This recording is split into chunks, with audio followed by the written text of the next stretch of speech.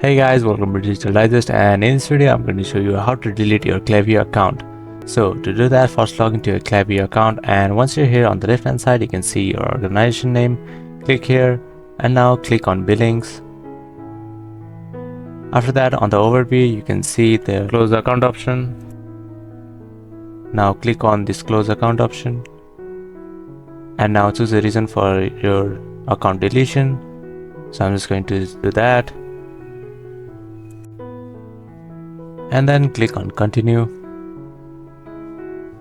and over here you can export your Klaviyo data if you want for a future purpose, but if you don't want to do that, just click on continue.